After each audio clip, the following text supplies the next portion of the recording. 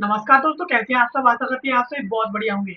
दोस्तों, हाल ही में Madhya Pradesh uniform civil code यानी यूसीसी इसको लागू करने वाला देश का चौथा राज्य बन चुका है।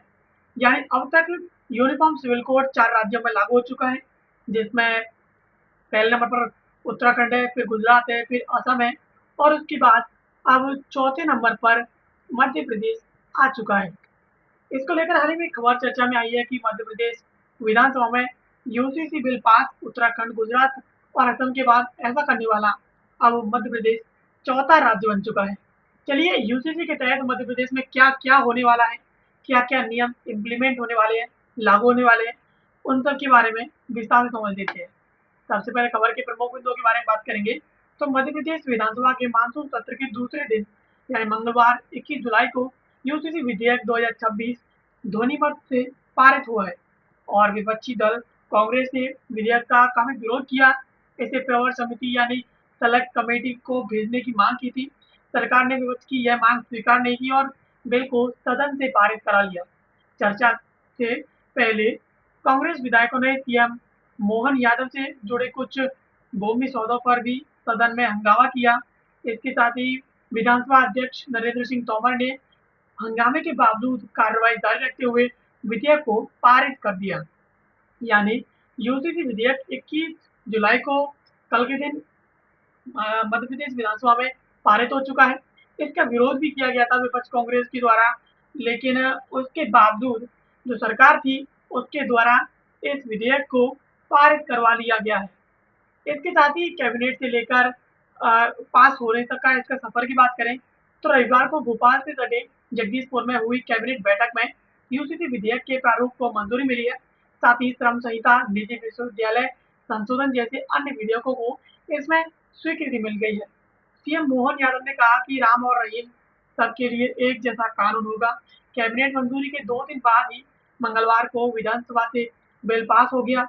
इसके साथ ही मुख्यमंत्री ने सोशल मीडिया पोस्ट के जरिए इसे मध्य प्रदेश के इतिहास में एक महत्वपूर्ण दिन बताया। यानी सीएम मोहन यादव ने इसे पहले कैबिनेट से पास करवाया था और कैबिनेट से जब पास हुआ तो उसके बाद अब ये जो है विधानसभा में आकर के वहाँ से भी पास हो चुका है। इसके साथ ही इसमें श्रम संहिता और निजी विश्वविद्यालय संशोधन जैसे अन्य विधेयक थे, वो भी इसके साथ ही पास हो गए। इसके साथ इसमें ये जो यूसीसी लागू हुआ है, उसमें विवाह और तलाक के क्या नए नियम हैं, तो विवाह से जुड़े प्रावधान सभी नागरिकों पर समान रूप से लागू होंगे। इसके साथ ही विवाह विच्छेद यानी तलाक केवल मौखिक घोषणा के लिए मान्य नहीं होगा। इसके साथ ही तलाक को कानूनी प्रक्रिया के तहत मान्यता मिलेगी और अनौपचारिक पंचायत के फैसले से तलाक को गैर कानूनी माना जाएगा। इसके साथ ही विवाह का पंजीयन अब सबके लिए अनिवार्य है। यानी मध्य प्रदेश के अंदर विवाह होंगे तो सभी का पंजीकरण होगा और जो भी प्रावधान है वो सभी नागरिकों पर लागू होंगे। इसके साथ ही जैसे बोल देते ना कि तलाक तलाक तलाक 3 बार तलाक बोल लेते हैं, मौखिक रूप से तलाक मान लिया जाता है इस्लाम के अनुसार, तो अब इसे भी इल्लीगल घोषित कर दिया है। विवाह विच्छेद यानी तलाक होगा तो वो एक कानूनी प्रक्रिया के तहत होगा। ऐसा नहीं है कि आप मुँह से बोल दो और किसी का जो है साथ छोड़ के चले जाओ, ऐसा पॉसिबल नहीं है। इसके साथ ही अनौपचारिक तरीके से कोई तलाक नहीं दे सकता, ये गैर कानूनी माना जाएगा। इसके साथ ही लिव इन रिलेशनशिप को लेकर के नियम है वो काफ़ी सख्त कर दिए हैं। साथ रहने की शुरुआत के 1 महीने के भीतर लिव इन का पंजीयन करवाना अनिवार्य होगा। बिना पंजीयन लिव इन में रहना अवैध होगा और आपराधिक मामला इसके तहत दर्ज हो जाएगा। इसमें लिव इन पार्टनरों की न्यूनतम आयु 18 वर्ष की तय की गई है और 21 वर्ष से कम उम्र के पार्टनर की जानकारी माता-पिता, अभिभावक को दी जाएगी।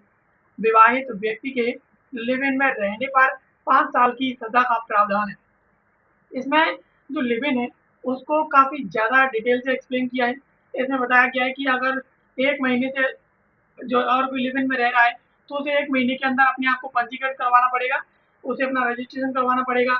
अगर नहीं करवाता है, तो उसके खिलाफ अवैध रूप से रहने के लिए आपराधिक मामला उसके खिलाफ दर्ज होगा।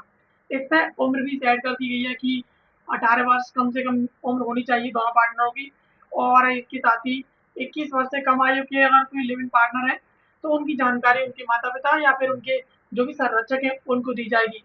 और इसके साथ ही विवाहित व्यक्ति अगर लिव इन में रहता है, तो वहाँ पर 5 साल की सजा का इसमें प्रावधान किया गया है। अब यहाँ पर जो हलाला और जो बहुविवाह जैसी कुप्रथाएँ हैं, उनको को पूरी तरीके से उनको रोक लगा दी गई है, उनको रोक दिया गया है।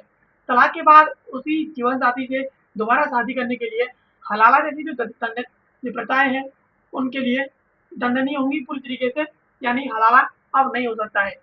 ऐसी अपमानजनक शर्तों को मनवाना, बढ़ावा देना, मजबूर करना अपराध माना जाएगा। धन के आधार पर किसी को बहुविवाह से छूट नहीं मिलेगी और बहुविवाह की छूट नहीं मिलेगी। इसके साथ ही रजिस्ट्रार लिव-इन का रिकॉर्ड स्थानीय पुलिस को थाने को भी भेजेगा।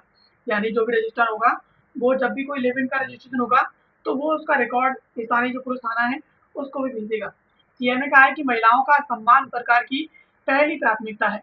तो यहाँ पर एक चीज़ तो तय है कि अब मुस्लिम धर्म का जो हलाला है, जिसमें एक बार तलाक हो जाती है तो उसके बाद कहते हैं कि हलाला होगा इसका, उसके बाद ही वो दोबारा से उसके साथ रह सकेगी।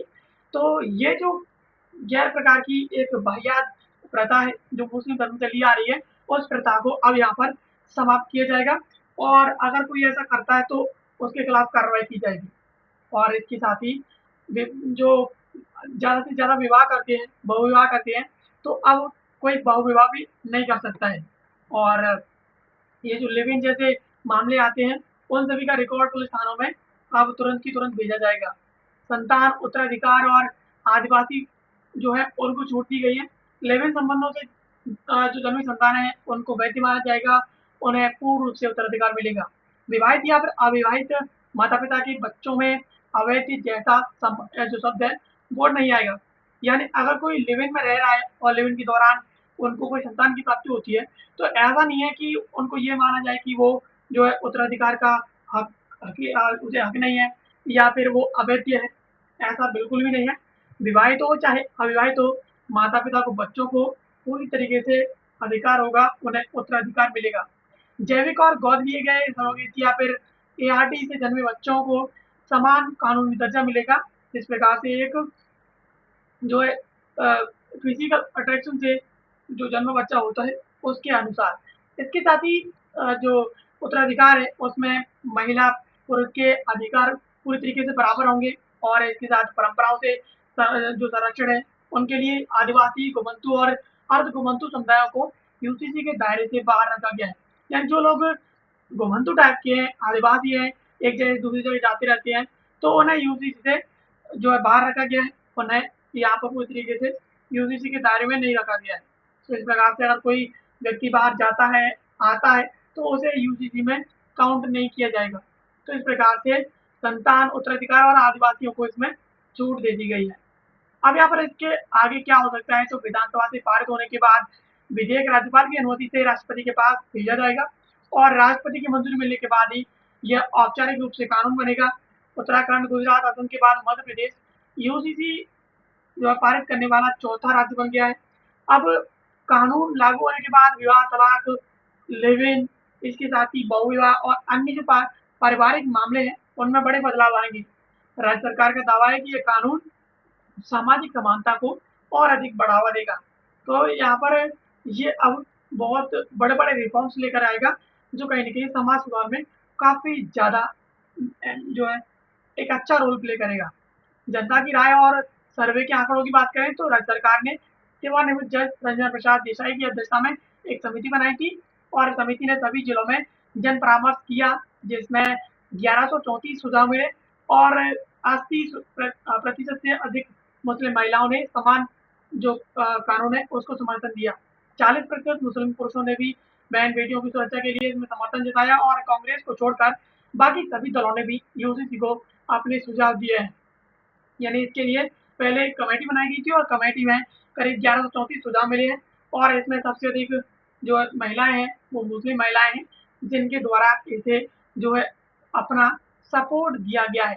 अब यहाँ पर जो सपोर्ट मिला है वो काफ़ी ज़्यादा जो है इसमें रिफॉर्म्स लाएगा और क्या-क्या इसमें करना है, ये इसमें हो सकता है कि बदलाव भी आए। तो इसके साथ ही इसमें मुस्लिम पुरुष हैं, उनमें उन्होंने भी इसमें काफ़ी समर्थन दिया है और विपक्षी दल भी हैं, जिनमें कांग्रेस को छोड़कर बाकी सभी दल ने इसमें अपना सहयोग दिया है। इसके साथ ही स्वास्थ्य और मेडिकल से जुड़े फैसलों की बात करें तो कैबिनेट ने प्रदेश की 71 स्वास्थ्य संस्थाएं उनको उनके उन्नयन को मंजूरी दी है। प्रदेश की एकमात्र मेडिकल यूनिवर्सिटी जबलपुर का विभाजन किया जाएगा। दूसरी मेडिकल यूनिवर्सिटी का मुख्यालय उज्जैन में स्थापित किया जाएगा। सभी जबलपुर की यूनिवर्सिटी सभी मेडिकल कॉलेजों को संबद्धता देती है और जगदीशपुर को ऐतिहासिक धरोहर के तौर पर पर्यटन केंद्र बनाने की योजना भी बनी है। यानी मेडिकल और जो मेडिकल शिक्षा है उससे जुड़े भी अन्य फैसले लिए गए हैं। इसमें कैबिनेट ने 71 स्वास्थ्य संस्थाएं उनको बनाने की मंजूरी दी है। इसमें एकमात्र जो मेडिकल यूनिवर्सिटी है जबलपुर, उसको बांट करके दो बनाई जाएंगी। मेडिकल यूनिवर्सिटी जबलपुर रहेगी और दूसरी मेडिकल यूनिवर्सिटी जो है यहाँ पर उज्जैन रहने वाली है। इस प्रकार से इसके दो पार्ट हो जाएंगे।